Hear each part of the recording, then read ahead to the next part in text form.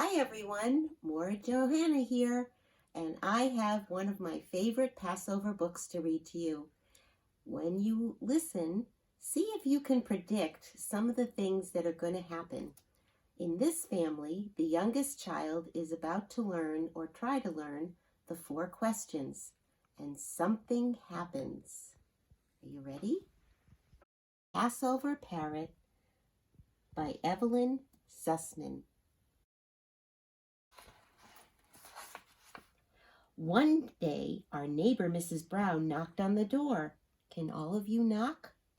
Good morning, Mama said. What's that you're holding, your parrot? Yes, Mrs. Cohen, I'm moving. Wouldn't you like to keep him? She noticed me tugging at Mama's skirt and pushed the cage into my hand.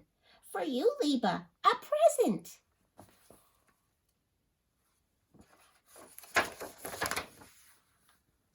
Before Mama could say, 7 children and a parrot, Mrs. Brown was gone. I jumped with such delight that I scared the parrot half to death. Mama shook her hand. More things to take care of, she grumbled. I'll help you, Mama. You'll see.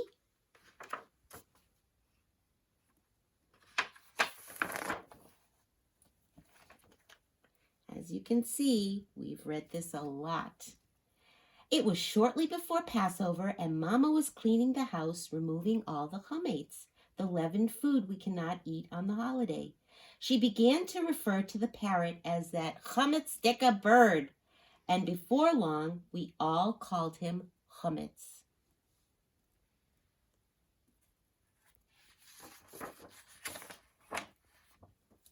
Can you say the 4 questions in Hebrew? Papa asked me a few days before the Seder. His eyes and his smile seemed to say, it's okay if you can't. But Joey was old enough to ask them in English, so I made up my mind to learn them in Hebrew. Mama, will you listen to me say the 4 questions I asked? But Mama was too busy. Go play in the yard, Liba. Joey will listen to you. I asked Joey. Why me? Ask Saul or Rachel or Fran. Oh, never mind, I replied. In the end, I chose chametz. He was never too busy to listen. In fact, he loved it when I practiced. And practice I did over and over again. Ma nishtana halayla hazeh, I sang, and chametz repeated in his parrot squeaky voice.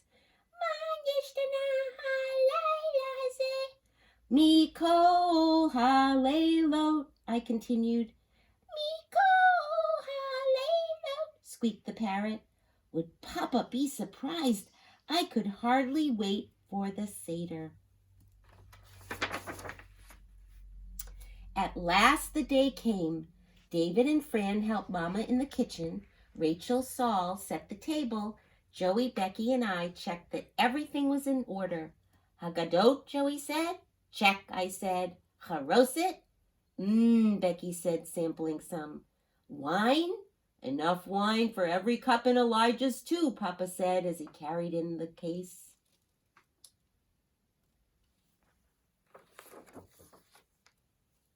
The guests arrived. Everyone was so dressed up.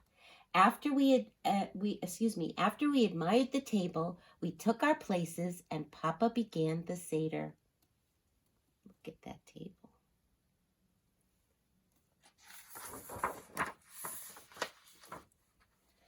He broke the middle matzah and put half back under the satin cover and wrapped the other half in a napkin. This is the afikomen, he said as he slipped it behind his pillow. It means dessert. Whoever finds it will get a reward. We all smiled. Don't worry, Saul whispered to me. I'll take it when Papa's busy singing. Then I'll give it to you, Liba. Joey laughed. He had already taken the afikomen. Here, Liba, hide it quickly, he whispered.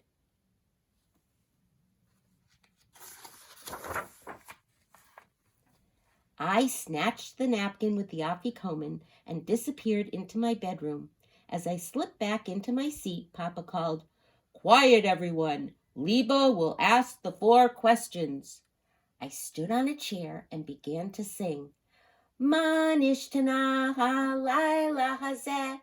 And as I paused to take a breath, Chametz, who had been sitting quietly in his cage in the living room, repeated in his squeaky parrot voice, Manishtana halayla hazeh. All eyes turned to Chametz. I tried to continue. Mikol halaylot. The parrot squeaked right after me. Mikol halaylot. My brothers giggled. The guests laughed too.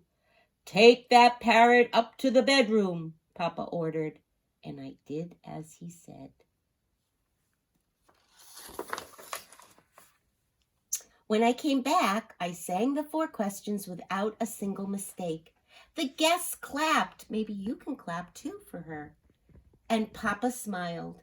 The sweet singing and the delicious meal took all my attention, and I soon forgot about the parrot. I wonder what's going to happen. At last, Papa called for the afikoman so we could finish the Seder. Joey, do you have it? No, Papa. Saul, do you have it? No, Papa. Liba? Yes, Papa. May I have it, please? I ran to my bedroom, but there was no afikoman. I looked under the table and the bed, no afikoman, and there was no parrot either. The cage door was wide open, and Chametz was gone. I sat on the floor and began to cry. Papa sent Joey, and he searched too, and then Saul, and in a minute he knew exactly what had happened. Follow me, he said.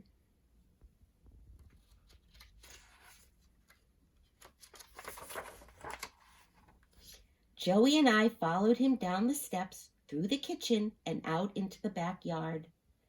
There was Chametz perched on a branch of our tall oak tree, holding the afikoman tight in his beak. Can you see that?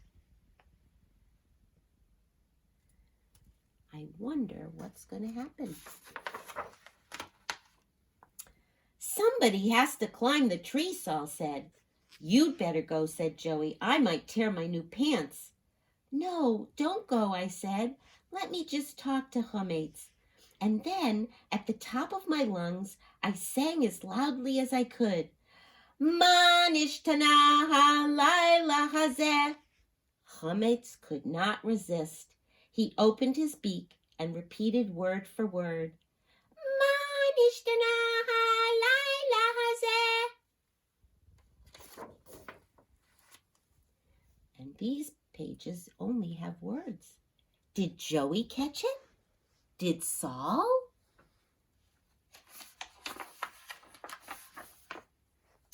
You'll never believe it, but I caught it myself.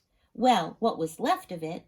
When I turned around, the whole family and all of our guests were standing and watching and clapping. You can clap again for her. Here it comes, right there.